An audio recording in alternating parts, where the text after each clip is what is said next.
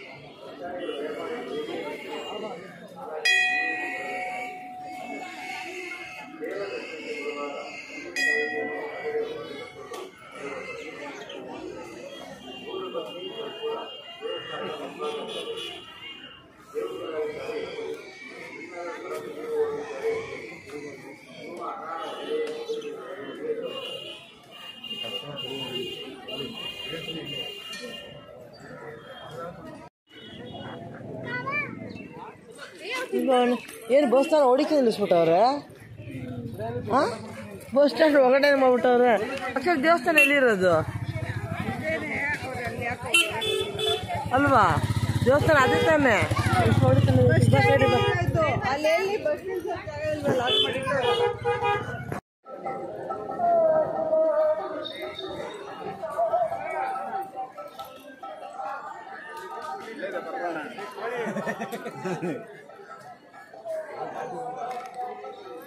ಅದಂಗೆ ಕಂಟ್ರೋಲ್ ಮಾಡವ್ರೆ.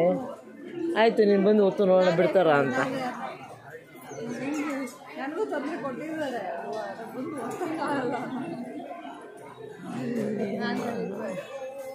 ಗೊತ್ತಾಯ್ತು ನಾನು ನೀನು ಹೇಳಿದ್ದು, ಬಟ್ ನಾನು ಹೇಳಿದ್ದು ಇಷ್ಟೇ. ಈಗ ಹೊತ್ತಾಗಿ ಬಿಡ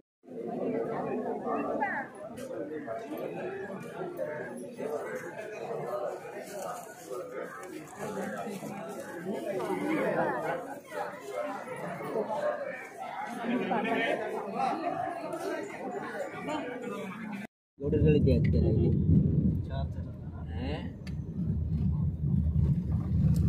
ಬರೀ ಗೌಡ್ರಲ್ಲಿ ಇರೋದು ಎಲ್ಲ ಗೆಸ್ಟ್ ಹೌಸ್ ಎಲ್ಲ ಗೌಡ. ಅದು ನಿಜನೇ. ಎಲ್ಲ ನಮ್ಮ ಹಾಸನ ಗೌಡ್ರ ಜಮೀನುಗಳಿತ್ತು, ಎಲ್ಲ ಗೆಸ್ಟ್ ಹೌಸ್ಗಳು ಕಟ್ಟಿಬಿಟ್ಟಿದ್ದಾರೆ. ಇಲ್ಲಿ ಭಾಳ ಇದೆ ಒಂದಾನೊಂದು ಕಾಲದಲ್ಲಿ ಇಲ್ಲೆಲ್ಲ ತೋಟ ಆಗತ್ತೆ, ಹಾಳು ಬಿದ್ದು ಹೋಯ್ತು.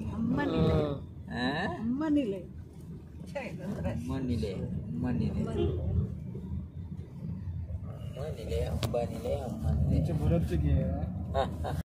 ಬೆಳಗ್ಗೆ ಪೂರಿ ಅಲ್ಲಿ ನಿಂತಿದಾರಲ್ಲ, ಅದ್ರ 3 ಜನ ನಿಂತಿದ್ದಾರೆ.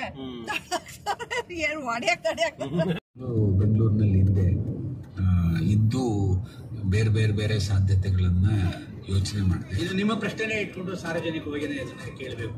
ಯಾಕೆಂದ್ರೆ ಅನೇಕ ಕ್ಷೇತ್ರಗಳಲ್ಲಿ ಈಗ ನೀವು ಬಹಳ ವಿಜ್ಞಾನಿಯಾಗಿದ್ರಿ, ರಾಸಾಯನಿಕ ಶಾಸ್ತ್ರದಲ್ಲಿ ಏನಾದರೂ ಒಂದು ಸಾಧನೆ ಮಾಡಿ ಒಂದು ಕಾಣಿಕೆ ಕೊಡಬಹುದಾಗಿತ್ತು. ನೀವು ನಿಮ್ಮ ತಂದೆ ತಾಯಿಗಳಿಗೂ ನಿಮ್ಮ ಮೇಲೆ ಬಹಳ ಅಪಾರವಾದ ವಿಶ್ವಾಸ ಇತ್ತು.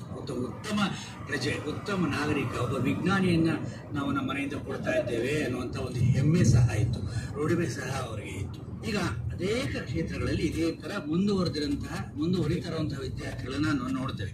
ವೈದ್ಯಕೀಯ ಕ್ಷೇತ್ರ ಇರ್ಬೋದು, ಇಂಜಿನಿಯರಿಂಗ್ ಕ್ಷೇತ್ರ ಇರ್ಬೋದು, ಕಲೆ ಇರ್ಬೋದು, ಯಾವುದೇ ಇರ್ಬೋದು. ಇನ್ನೇನು ತನ್ನ ಒಂದು ವಿದ್ಯಾಭ್ಯಾಸವನ್ನು ಮುಗಿಸ್ತಾ ಇದ್ದೀನಿ ಅನ್ನುವಂಥ ಸಮಯದಲ್ಲಿ ಅದನ್ನು ಅರ್ಧಕ್ಕೆ ಕೈ ಬಿಟ್ಬಿಟ್ಟು ತಮಗೆ ಇನ್ನೂ ಒಂದು ಕ್ಷೇತ್ರಕ್ಕೆ ಹೋಗ್ಬಿಡ್ತಾರಲ್ಲ, ಅದನ್ನ ಇಂಗ್ಲಿಷಲ್ಲಿ ಡ್ರಾಪ್ ಔಟ್ಸ್ ಅಂತ